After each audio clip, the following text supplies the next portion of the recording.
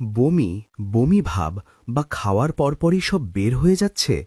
বিশেষ করে বাচ্চাদের ক্ষেত্রে এই সমস্যাটা অনেক বেশি ভয়ঙ্কর হয়ে ওঠে।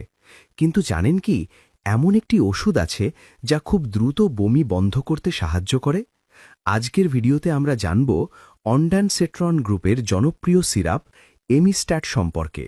এর কাজ, ডোজ, পার্শ্ব প্রতিক্রিয়া, গর্ভাবস্থায় ব্যবহার সবকিছু বিস্তারিত। এমিস্ট্যাট সিরাপ মূলত অনড্যানসেট্রন গ্রুপের ওষুধ। এই গ্রুপকে বলা হয় অ্যান্টিইমেটিক, অর্থাৎ বমি বন্ধ করার ওষুধ।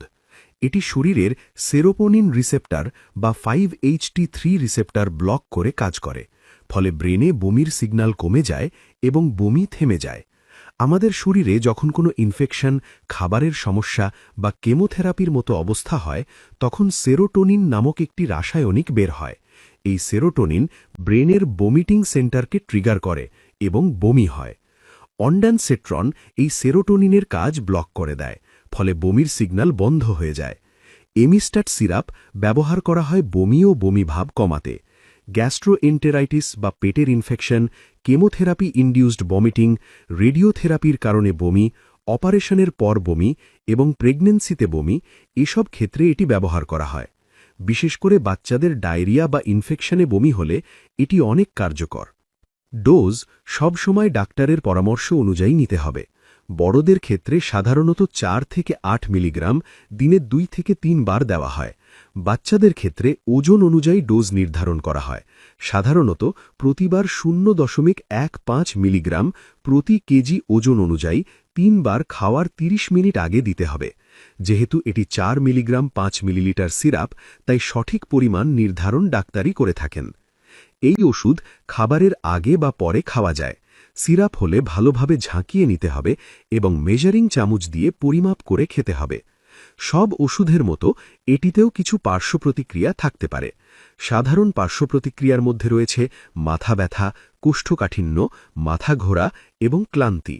তবে কিছু ক্ষেত্রে গুরুতর সমস্যা হতে পারে, যেমন heart rhythm problem, allergic reaction বা সিভিয়ার ডিজিনেস। এ ধরনের লক্ষণ দেখা দিলে দ্রুত ডাক্তারের সাথে যোগাযোগ করতে হবে। গর্ভাবস্থায় অনড্যানসেট্রন অনেক সময় বমি কমানোর জন্য ব্যবহার করা হয়, তবে এটি কখনোই ডাক্তারের পরামর্শ ছাড়া খাওয়া উচিত নয়। কিছু গবেষণায় সামান্য ঝুঁকির কথা বলা হয়েছে, তাই ডাক্তার রিস্ক বেনিফিট বিবেচনা করে এটি দেন। স্তন্যদানকালীন সময়েও এই ওষুধ অল্প পরিমাণে দুধে যেতে পারে, তাই ব্যবহারের আগে ডাক্তারের পরামর্শ নেওয়া জরুরি। কিছু ক্ষেত্রে এই ওষুধ খাওয়া একেবারেই উচিত নয়, যেমন অনড্যানসেট্রনে অ্যালার্জি থাকলে, গুরুতর লিভার ডিজিজ থাকলে, হার্টের রিদম প্রবলেম থাকলে বা অ্যাপোমরফিনের সাথে একসাথে ব্যবহার করা যাবে না।